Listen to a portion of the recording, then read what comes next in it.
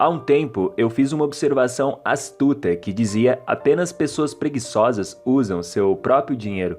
E isso é porque eu gastei grande parte da minha vida levantando o capital. Hoje existem financiamentos coletivos e essas coisas, mas a razão pela qual eu tive que aprender a arrecadar dinheiro foi pela qual eu não tinha dinheiro. E então, se você ler Pai Rico e Pai Pobre, lá meu pai rico sempre dizia: nunca diga não tenho dinheiro para isso. E era meu pai rico, e muitos dos meus professores depois disso diziam: os preguiçosos sempre dizem não tenho dinheiro para isso, não tenho dinheiro. E é por isso que eles são pobres. Eles têm uma mentalidade pobre. Então, ao invés de descobrir como arrecadar dinheiro, é muito mais fácil ser um perdedor. Eu os chamo de perdedores, e isso deixa todos eles irritados, porque todos nós temos o poder, se quisermos, de não sermos pobres, se aprendermos como arrecadar dinheiro. Então, eu ouço, sabe, e a razão por eu ficar chateado, e eu ainda fico com calor assim, é que meu pai pobre, o PhD, ele sempre me disse, sabe, eu seria um homem rico se eu não tivesse filhos. E eu disse: bem, sabe pai, não é culpa minha que você teve filhos, sabe? Eu simplesmente não posso pagar porque eu tenho filhos. E quanto mais ele dizia isso, mais furioso eu ficava. Então, meu pai rico, aos 9 anos, ele dizia: bem, é por isso que seu velho é pobre, porque ele é preguiçoso. Ele acha que seu PhD vai carregá-lo. Ele acha que todos podem dizer não tenho dinheiro ou não posso pagar por isso. E ele dizia por isso que ele é pobre. Ele é preguiçoso, mas meu pai continuou voltando para a escola, sabe? Universidades, enfim. Ele nunca aprendeu nada disso. Eles ainda não sabem disso, porque a maioria dos professores querem seus cheques de pagamentos,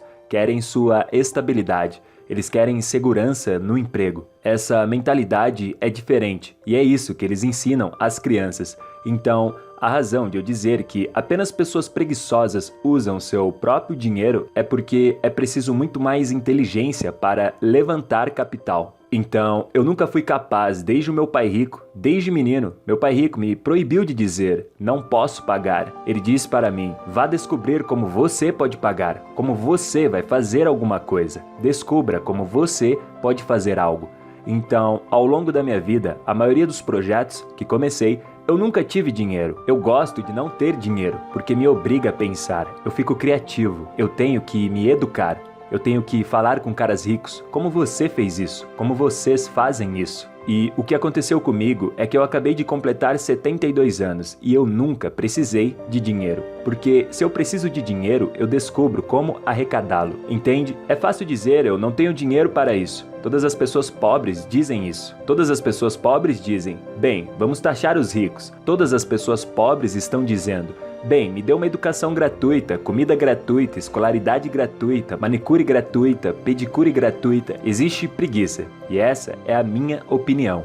Então, sabe, ao longo da minha vida, eu levantei centenas de milhões de dólares. E foi pelo simples fato de que eu não tive dinheiro quando jovem. E aí eu aprendi a como levantar capital. E é muito simples, você tem que encontrar um ativo. E isso vale mais do que eu, sabe? Se eles não podem investir em mim, porque isso se chama escravidão, então o que eu faço? Quando eu comecei, eu escrevi isso no livro Fake. Eu comecei com um pequeno pedaço de imóvel. Eu encontrei uma desculpa, sabe? Esse condomínio com um quarto e um banheiro foi a minha desculpa para as pessoas me darem dinheiro. Tudo que eu precisava fazer era garantir que eu pagaria eles de volta. Portanto, meu primeiro acordo foi um acordo de retorno infinito. Eu não tinha dinheiro em negócios porque eu era 100% devedor. Era um condomínio de 18 mil dólares.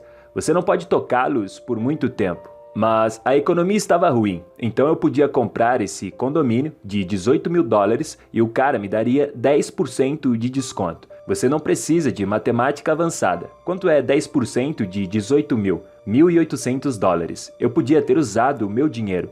Eu tinha o meu dinheiro, mas isso seria muito fácil. Apenas pessoas preguiçosas usam seu próprio dinheiro. E é isso que realmente irrita muitas pessoas lá fora. Eles dizem, você está me chamando de preguiçoso? Sim, eu estou, porque você é o mesmo tipo de pessoa que diria, não posso pagar por isso, não posso fazer isso, não posso fazer aquilo. E esse é o problema. Está aqui em cima, essa parte entre esta orelha e esta orelha. Eu não posso fazer isso. A maior parte da minha família diz, não tenho dinheiro para isso. Meu pai me ensinou a dizer isso. Minha mãe me ensinou a dizer isso. O meu pai rico me disse que eu nunca deveria dizer isso. Então, esse foi o meu maior erro. Eu estava indo muito bem aqui. Isto foi em 73. Comecei a comprar meu primeiro negócio. E esse foi um negócio de 18 mil dólares. Logo, eu criei um fluxo de caixa que era infinito. Então, eu continuei fazendo isso. Eu tinha muitos bens, então eu decidi abrir o meu primeiro negócio. Foi um negócio de carteira de surfista em nylon. E não vendeu, sabe? Todo mundo conhece as carteiras hoje, mas naquela época, isso em 1974 ou 75, eles não sabiam o que eram as carteiras. Então quebramos muito rápidos. Compramos 100 mil dessas carteiras na Coreia e nós enviamos para o nosso depósito. Estamos pegando dinheiro emprestado de investidores. Então, arrecadamos cerca de 600 mil dólares. E eu tenho esse negócio de carteira idiota. Então, estamos com sérios problemas. Eu devia ao meu pai cerca de 200 mil dólares e meu pai rico estava rindo de mim. Estamos quebrando muito rapidamente, porque não podíamos mover as carteiras, 100 mil delas, e nós estávamos sentados nesse armazém e ninguém compraria de nós. Então aí está a coisa boa sobre esta estupidez. Você se torna mais inteligente. Então, eu comecei a pensar, o que há de errado nisso? O que pode estar acontecendo no mundo nessa época? E todos começaram a correr nessa época. Ninguém corria antes, mas as pessoas estavam começando a ficarem gordas e as pistas de corridas estavam ficando cheias. Então, esses caras estão todos correndo. Então, estávamos lendo um jornal, sentado nesse armazém. E, lendo o jornal, descobrimos que havia um corredor que estava correndo ao redor do parque. E o que aconteceu foi que esse corredor não tinha onde colocar a chave do carro. Então, o que eles faziam? Ele colocava a chave no pneu dianteiro do seu carro e saía percorrer pelos parques. Então, estamos lendo esse jornal. E aí, voilá, quando ele voltou para o seu carro, o carro não estava lá.